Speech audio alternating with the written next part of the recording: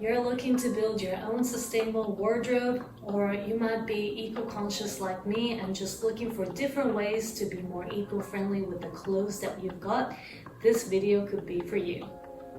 In the next few minutes, we're going to go through 5 different ways that could help you to build your own sustainable wardrobe. So back in the day, when I was still a fashion student and I didn't have much concept around sustainable fashion, and I just had a lot of stuff in general, a lot of fast fashion clothes as well, and my wardrobe was ready to explode.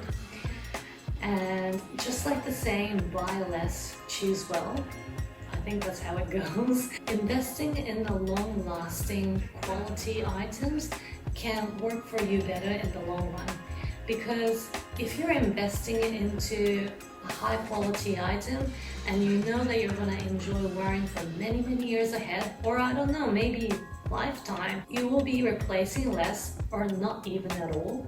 Even though you might be spending more upfront, it could work more economical in the long run and better for the environment. Compared to myself now and back in the day where I had a lot of clothes, and I'm so glad I'm not like that anymore. But over the years, I managed to scale down my wardrobe, and just surrounding yourself with high quality items that you love, it just feels better altogether. And so I'm not trying to say, oh, you should opt into minimal wardrobe or allowing yourself with only 3 different types of shirts. But if you have a lot of clothes and you just really want to downscale like I did back in the day, I personally found that going through your wardrobe, and you can do this right now, go into your wardrobe and just have a look if you find any clothing that you haven't worn in the last 1 to 2 years. I would do this every 6 to 12 months. It doesn't really matter, whatever you think is appropriate for you. And check in your wardrobe time to time to see if there's any clothes that you haven't worn for a long time. And what I will do then is to take that out and put it into a separate pile, and that becomes my to donate pile. And you might be going through that pile, and of course if you want to donate, it has to be in good condition as well. But otherwise you might come across clothes that you haven't worn for a long time, but you just cannot say goodbye to it. And that happened to me so many times in the past, and that's completely normal. And I have 2 suggestions for you in that case. One is to store that away and leave it, forget about it, and then revisit that in the next 6 to 12 months and repeat that full process. And that might help you to decide whether you actually want to keep it or not. And second, maybe the clothes that you haven't worn for a long time and there's a particular item that you want to put it back into your regular wardrobe. See if you can work out a way that's going to complement with the clothes that you do wear on a regular basis to formulate an outfit or 2. If that doesn't work out, it might just mean that you need to go out and buy a new item that's going to complement that particular item with the clothes that you wear on a regular basis. So that goes to my next tip in building your own sustainable wardrobe, is to opt into natural fibers. So if you're going out to find a new item, you can look at the fabric content and consider investing in clothes that are made in 100% natural fibers like organic cotton, linen, wool, or even hemp. Although hemp is a very eco-friendly fabric, it might not come by regularly, but I'm just putting it out there because hemp is actually really good fiber to grow.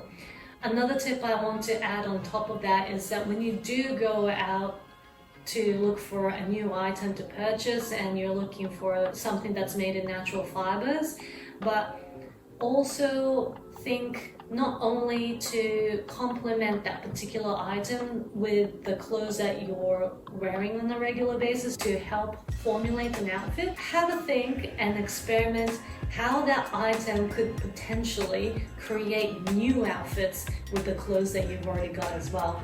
Because I personally believe that when you do invest in a new item, It's so much better when it has multiple purposes. And I think that will make your wardrobe a lot more efficient. The third tip I'd like to share with you in building your own sustainable wardrobe is embracing the thrift shopping. And I came across an interesting article by WRAP, and based on the UK statistics, their average life of clothing turns out to be about 2.2 years, and they say that extending that by another 9 months, it reduces the emissions at a considerable amount.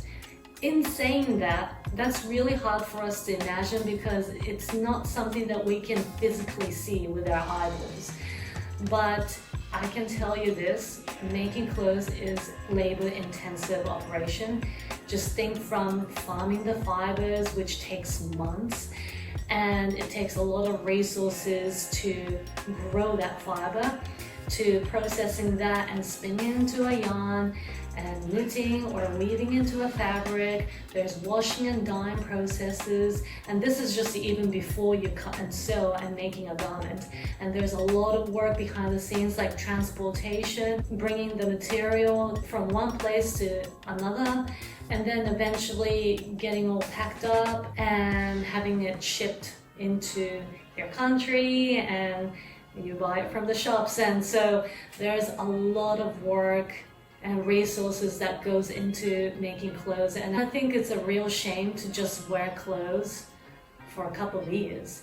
It seems like a waste. So opting into secondhand clothing is, I think, one of the best things you can do for the environment. That might be the only time I would maybe rule out opting into 100% natural fibers, because you might be limited with what you can find in op shops, but also the fact that wearing secondhand clothing is already pretty good. So I just don't want you to limit yourself with thinking, oh, I need to opt into 100% natural fibers, including when I'm op shopping or something like that. I think if you find something great and amazing quality, by all means, go for it. So you might be looking to buy a new item, but new item to your wardrobe doesn't necessarily mean that it has to be brand new. It might be secondhand. So if you want to take it to that next level, opting into secondhand clothing as a new addition to your wardrobe would be amazing. The fourth tip that I will share with you to build your own sustainable wardrobe, which might come across like a common sense, but love what you own. And just looking at myself back in the day where I had so many clothes, and to the point that it was almost stressing me out because I had too much stuff, and just surrounding yourself with selections of high quality items that you love wearing all the time, it just makes your whole experience a lot better. And it might be simple things like following the care instructions and washing your clothing correctly only when it's necessary. If something breaks, you can take it to clothing alteration stores and have that repaired, or you might challenge yourself with new sewing skills and even repair it yourself. And that could be a really good skill set to have, especially when you go op shopping and find something and you can fit that clothes to fit your body. The last tip I will share with you to build your own sustainable wardrobe is, especially when you're shopping brand new items, maybe look at brands or companies that align with your values. So that could be anywhere from, for example, using eco-friendly materials or socially responsible, fair trading. There are a lot of companies and brands out there that are doing all these great things. So have a look around and see who aligns with your values. So in conclusion, the 5 tips were: 1, choosing quality over quantity; 2, opting into natural fibers; 3, embracing the second-hand shopping; 4, love what you own and looking after your clothes, because that also helps with the longevity of your clothes; and number 5, opting into companies and brands that align with your values. So these 5 tips have personally helped me to build my own sustainable wardrobe. So thank you for watching. If you found this video useful, please give it a thumbs up and subscribe to this channel if you want to see more content like this. Or if there's anything else you want to see from my channel, let me know in the comment section below.